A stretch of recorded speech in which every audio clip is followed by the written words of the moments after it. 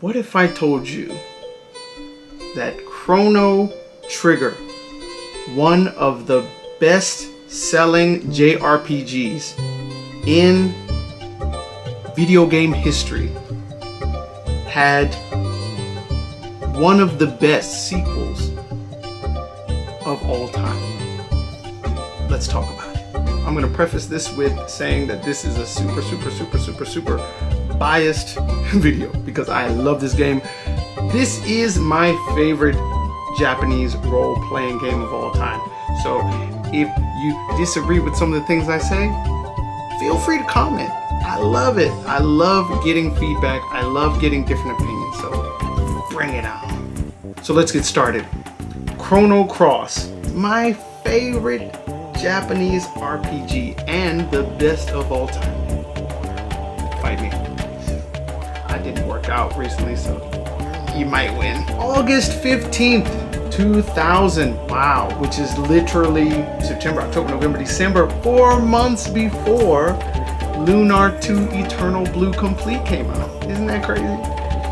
The long-awaited sequel to the critically acclaimed game Chrono Trigger.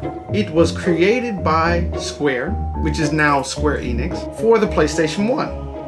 Unlike its predecessor's Dream Team, which consists of Hironobu Sakaguchi, creator of Square's Final Fantasy series, Yuji Horii, creator of Enix's Dragon Quest series, and Akira Toriyama, which is the character designer of Dragon Quest and the author of Dragon Ball manga series everyone knows. Alright, so this is the Dream Team. It didn't have the Dream Team. Chrono Cross was developed primarily by scenarist and director Masato Kato and other programmers from Chrono Trigger, including art director Yasuyuki Honne and sound planner Minoru Akao. Composer Yasunori Mitsuda scored Chrono Cross, and Nobuteru Yūki designed its characters. So this was a mix of people from Chrono Trigger and also some new faces. If you aren't familiar with this director, and by director we're talking about Masato Kato, he first worked for Tecmo on Captain Tsubasa and the Ninja Gaiden series. Pretty popular. He went on to work for Gainax, then Square. He's mostly known for having penned the script for Chrono Trigger, which is based on a story draft by Yuji Horii, as well as Radical Dreamers, parts of Final Fantasy VII, Xenogears, and Chrono Cross. So he's done a lot. Yasunori Mitsuda, he is the pupil of Nobuo Uematsu, which, if you know Final Fantasy lore, you know that he is the amazing composer of a lot of Final Fantasy games, which goes all the way until probably Final Fantasy X, if I'm not mistaken. Yasunori Mitsuda was in charge of what would become an amazing masterpiece of a soundtrack. He's worked on a slew of games including Xenogears, Front Mission, Arc Rise Fantasia, Street Fighter Alpha 3, Tobo Number 1, Final Fantasy 15, Episode Ignis, Xenoblade Chronicles 1 and 2, and so much more. If you have time, please look up his record of work that he has produced for video games. It's a lot. The game contains a total of 45 playable characters, and while some join automatically as the plot progresses, others only become playable depending on the actions that you take as a player. So there are different side quests you can do to get different characters. There are also different paths you can take. For example, there is a split in the story in which you can get a magician named Guile. You can get one of the best characters in the game, Glenn, who is a knight, and he is connected to General Viper and Miss Riddle and some other characters. Karsh, I think he's connected to Karsh as well, who is one of the best characters in the game. But Glenn is also amazing. But there's a path where you can choose between these three characters towards the beginning of the game, I believe. Guile, Glenn, and then there's another character that you can choose. I think it is Zappa. Is it Zappa? What? What the f? If I'm wrong, I'm gonna put it in the video that I'm wrong. He's a guitarist, and he is the son of Fargo, who is a captain, or a pirate captain. One cool thing about this game is you can take different paths to get different characters, and that gives more replay value, because then you're gonna have to play it again to get the other characters. For example, early in the game, the player is tasked with breaking Serge into a heavily guarded manor house, and the player must explore the town outside of the manor in order to find assistance with breaking in. The player must choose between Guile, Pierre, or Nikki for help on different approaches to breaking into the manor. The player can only choose one, and only that respective character can join the party. And at other times, characters will not join if other characters aren't present.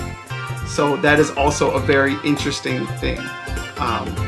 Early in the game, Lena will only join if the player opts to have Serge travel alone at the time. If Kid is already with him, then she no longer feels the need to help Serge, so she will not join. If you decide to go with Kid, she will feel jealous and she won't join you. So it is implied that Lena likes Serge. It is impossible for all characters to join over the course of a single game. However, the game employs a new Game Plus system, where upon starting the second game, characters who had been recruited on the prior play throughout will become available towards the latter part of the game. So as such, the player can retain characters from the first playthrough of the game while taking alternative paths to recruit characters missed from the first game. That is an awesome thing. All right, so now let's go ahead and get into the pros and the cons. A pro of this game is there's a wide range of characters that you can choose from, and there's so many combinations and possibilities. Some of these characters have interesting interactions together. Right now, a con I will say is that the characters aren't all fleshed out well. They're not developed, they're not detailed very well, and their story is kind of lacking, but that's given that there are tons of characters, so that's why. Another pro is that all characters level up together, so you don't have to play other characters for a long time, level grind and get their levels up to be on the same level. They all level together, so it's all based on preference. A con, the battle system when adding elements to characters can be a little confusing, like what's strong, what's weak. For me, that wasn't a problem, but I could see for newcomers that could be a problem. Another pro, story is so interesting and immerses you without saying too much about it. So the story is very convoluted and very complicated, but it pulls you in without saying too much. So even in the beginning of the game, you are in this big like ruin type of like dragon ruins, and you know it's very like ancient technology looking, and you know really cool. You can fight these monsters, and you can see the monsters, by the way, while you are running around. So there are no random battles.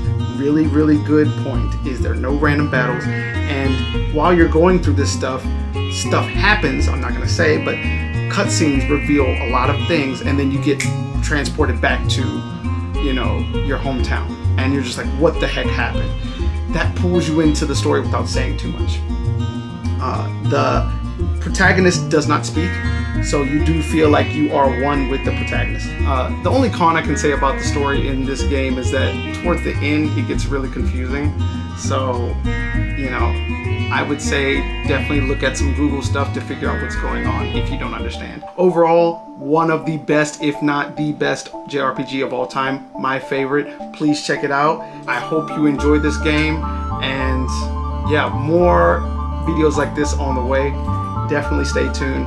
And I can't score this game. I would probably say it's a 9 out of 10 just because of some of the cons that are apparent in this game, but other than that, man, my favorite of all time. So I highly encourage you. If you like what you saw, please like, comment, and subscribe. Please check it out. This is your boy Dory from Dorio TV signing out. Deuce.